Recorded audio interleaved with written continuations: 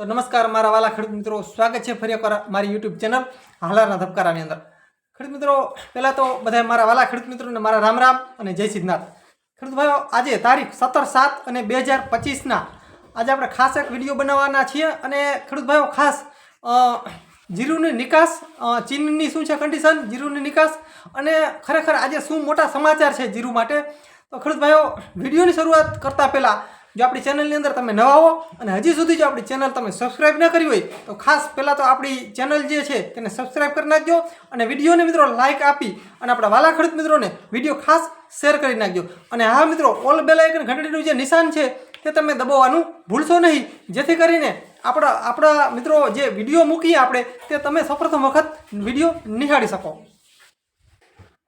તો ખેડૂત ભાઈઓ, વિડીયોની આપણે ખાસ શરૂઆત કરીએ।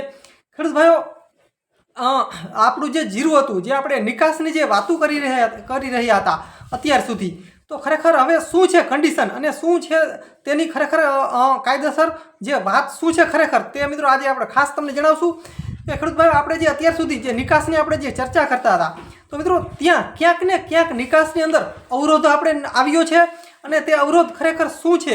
અને ખેડૂત ભાઈઓ, જે આપણે ગયા વર્ષની જો વાત કરીએ તો ગયા વર્ષ કરતાં આ વર્ષે 26% નિકાસનો મિત્રો ઓછી થઈ છે। ગયા વર્ષ કરતાં આ વર્ષે 26% નિકાસમાં પ્રોબ્લેમ આવ્યો છે, એટલે કે 26% જેટલી નિકાસ જીરુમાં ઓછી થઈ છે। અને બીજું મિત્રો એક કારણ એ છે કે મિત્રો રશિયા, યુક્રેન, હમાસ અને ઈરાન જેવા જે દેશો છે તેની અંદર મિત્રો ક્યાંક ને ક્યાંક જે યુદ્ધની પરિસ્થિતિ હતી તેને કારણે આ વર્ષે જે આપણે જે નિકાસ થવાની હતી તે નિકાસ થઈ નથી, એટલે કે 26%નો જે ઘટાડો આવ્યો છે ખાલી નિકાસની અંદર જ। ખેડૂત મિત્રો, આ વર્ષે જાન્યુઆરીથી એપ્રિલના 4 મહિનાની અંદર જે મિત્રો જે નિકાસ જે થઈ છે તે 71,721 ટનની ખેડૂત ભાઈઓ નિકાસ થઈ છે। આ વર્ષે 71,721ની મિત્રો 21 ટન જેટલી નિકાસ આ વર્ષની થઈ છે। તે મિત્રો ગયા વર્ષે આ જ ગાળાની અંદર આ જ ટાઈમની અંદર 4 મહિનામાં ગયા વર્ષે મિત્રો જો વાત કરીએ તો તે નિકાસ હતી મિત્રો, તે ખેડૂત ભાઈઓ નિકાસ છે 97,545 ટન। ગયા વર્ષે 97,545 ટનની નિકાસ થઈ હતી, એટલે ક્યાંક ને ક્યાંક ઘટાડો થયો નિકાસની અંદર, એટલે 21%નો મિત્રો ઘટાડો આવ્યો છે ગયા વર્ષ કરતાં। આ વર્ષે નિકાસની જો વાત કરીએ તો 21%નો ઘટાડો આવ્યો છે। હવે ખરેખર જે ઘટાડો આવ્યો છે તેની પાછળનું કારણ શું છે તો ખેડૂત ભાઈઓ તમને ખાસ જણાવી દઉં કે જે ચીનની આપણે જે વાત કરી રહ્યા હતા ચીનની જે આપણે ચર્ચા કરી રહ્યા હતા અત્યાર સુધી, તો ચીન છે, ચીનને મિત્રો આ વર્ષે ચીનના મોટા સમાચાર એ છે કે ચીનને આ વર્ષે મોટું ઉત્પાદન થયું છે જીરાની અંદર, મિત્રો મોટું ઉત્પાદન થયું છે। અને ખેડૂત ભાઈઓ ખાસ એ વાત તમને કહી દઉં, ચીન અત્યાર સુધી આપણી પાસેથી જીરા ખરીદતું હતું, એની જગ્યાએ તે અત્યારે મિત્રો આયાતની જગ્યાએ નિકાસ કરવા માંડ્યું છે। ચીન અત્યારે હાલની અંદર જે મિત્રો સમાચાર મળી રહ્યા છે કે આયાતની જગ્યાએ ચીન હાલની અંદર નિકાસ કરી રહ્યું છે।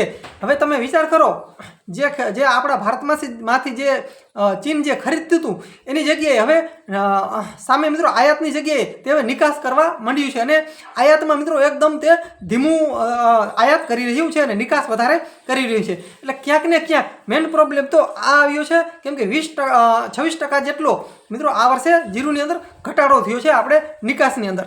અને મિત્રો બીજી વસ્તુ એક એ છે, અને ખેડૂત ભાઈઓ બીજું કે અન્ય દેશોની અંદર જે આપણા ભારતની જીરુની જે ડિમાન્ડ હતી તે ક્યાંક ને ક્યાંક ધીમી પડી છે, ઓછી પડી છે। તેના પાછળનું કારણ મિત્રો એક જ છે કે યુદ્ધ, જે ખેડૂત ભાઈઓ આ વર્ષની અંદર જે આપણે જે યુદ્ધ જેવી જે પરિસ્થિતિ રહી ક્યાંક ને ક્યાંક તેના કારણે આપણો દેશ હોય કે યુક્રેન, રશિયા હોય કે પછી ઈરાન હોય કે કોઈ પણ દેશ હોય, મિત્રો આ દેશની અંદર ક્યાંક ને ક્યાંક યુદ્ધ જેવું મિત્રો વાતાવરણ હતું અને યુદ્ધ થયા છે અને તેને કારણે આપણે જે નિકાસ જે થવાની હતી તેમાં મિત્રો અવરોધ થયો છે, એટલે કે નિકાસ થઈ નથી। તેના કારણે ઓછી નિકાસને કારણે આ જે ભારતનું જીરું છે ને તે અત્યારે આટલું સસ્તું હાલની અંદર થઈ રહ્યું છે। બાકી મિત્રો અત્યારે પણ જો કદાચ નિકાસ થઈ હોત ને તો હાલની અંદર આ વર્ષે પણ 5,000, 7,000, 8,000 સુધી જીરુનો ભાવ પૂગત। પણ મિત્રો ક્યાંક ને ક્યાંક એક તો ચીનને કારણે અને બીજા નંબરમાં આ જે યુદ્ધને કારણે આપણે જે જીરાની જે ડિમાન્ડ હતી તે મિત્રો ઘટી ગઈ છે. એનું કારણ એક આ જ છે. એટલે ખેડૂત ભાઈઓ આમાં હવે ચેતવા જેવું એક પણ એ પણ છે કે ચીન જે દેશ છે ને તે મિત્રો ભારત પાસેથી બધાય કરતાં વધારે જે ખરીદનાર જો દેશ હોય ને તો એક ચીન હતો. પણ હવે ચીનને પણ મિત્રો ઉત્પાદન તે કરવા માંડ્યું છે. તે જીરું વાવે છે. મિત્રો આપણે આગલા વિડીયોમાં પણ ખેડૂતોને મેં મિત્રો આપણા ચેનલના માધ્યમથી ખેડૂતોને જણાવેલું હતું કે આ વર્ષે ચીને પણ જીરું વાવ્યું છે અને મિત્રો અત્યારે તેનું જીરું છે જે છે તે કમ્પ્લીટ હાર્વેસ્ટિંગ થઈ ગયું છે અને તે નિકાસ પણ કરી રહ્યું છે. એટલે આના કારણે મિત્રો આપણું જે જીરું છે તે આપણા જે ખેડૂતોને જે નુકસાની જે ભોગવવાનો વારો આવ્યો છે તો મેન તો તે ચીન છે. કેમ કે ચીને પણ જીરું આ વર્ષે વાવ્યું અને તેને નિકાસ પણ કરી. એટલે ક્યાં જે મિત્રો ચીન જે દેશ છે તે મોટામાં મોટો ખરીદનાર દેશ ભારત પાસેથી હતો જીરુંનો, તેની જગ્યાએ તે અત્યારે હાલની અંદર ચીન ખુદ પોતે નિકાસ કરી રહ્યું છે. એટલે ક્યાંક ને ક્યાંક આ એક મોટો ફટકો છે આપણા ખેડૂતોને, ખાસ મોટો ફટકો તે નડ્યો છે. અને બીજી વસ્તુ કે યુદ્ધનું જે કન્ડિશન હતી તેના કારણે મિત્રો આ એક ખાસ પ્રોબ્લેમ થયો છે. એટલે મિત્રો હવે જીરું આપણે વાવેતર કરવામાં પણ ક્યાંક ને ક્યાંક આપણે ધ્યાન દેવી જોશે. કેમ કે ભાવ આટલા હાઈ લેવલે હવે આવશે નહીં. હા, ભાવ હાઈ લેવલે પૂગે પણ ક્યાંક ને ક્યાંક જો પાક નિષ્ફળ જાય તો જ સારા ભાવ મળશે. એવું મિત્રો 2 થી 4 વર્ષમાં 5 વર્ષમાં એક જ વાર એવું બનતું હોય કે પાક નિષ્ફળ જાય અને ભાવ હાઈ લેવલે પૂગે. તો મિત્રો આ આજની હતી ખાસ આટલી માહિતી.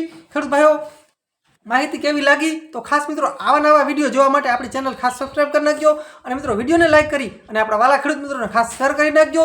ખેડૂત ભાઈ આપણી ચેનલની અંદર મિત્રો આપણે જે વાવણી કરી છે ત્યારથી લઈ અને કોઈ પણ પાક હાર્વેસ્ટિંગ થઈ જાય ત્યાં સુધી માહિતી આપણે આપીએ છીએ આપણી ચેનલના માધ્યમથી.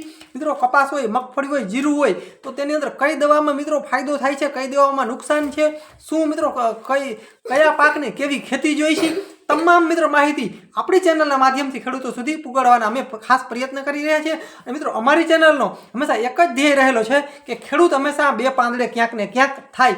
જે મિત્રો ખેડૂત જે મિત્રો ગરીબ જે થઈ રહ્યો છે ને તેના કારણે જ આપણે ખાસ આ ચેનલનું મિત્રો ધ્યેય રહેલો છે કે ખેડૂતને 2 પૈસાનો ક્યાંક ને ક્યાંક ફાયદો થાય. મિત્રો આપણી ચેનલની અંદર તમે જોડાયેલા જે ખેડૂતો પહેલાથી છે તેને ખબર છે કે ધર્મેન્દ્રભાઈની ચેનલથી અમને ઘણો બધો ફાયદો થયો છે એમ ઘણા ખેડૂતોના મેસેજ આવે છે. તો ખેડૂત ભાઈઓ ખાસ આપણી ચેનલ સબસ્ક્રાઈબ કરી નાખજો જેથી કરીને મિત્રો. અને ખાસ મિત્રો એ પણ તમને જણાવી દઉં, હું પણ એક ખેડૂતનો દીકરો છું. આપણે કોઈ એર કન્ડિશન કે એસી બેસી ક્યાંય એવું બેસતા નથી કે હું કોઈ તમારાથી મિત્રો નાનો ભાઈ છું અને હું પણ ખેડૂતનો દીકરો છું, ખેતી કરું છું.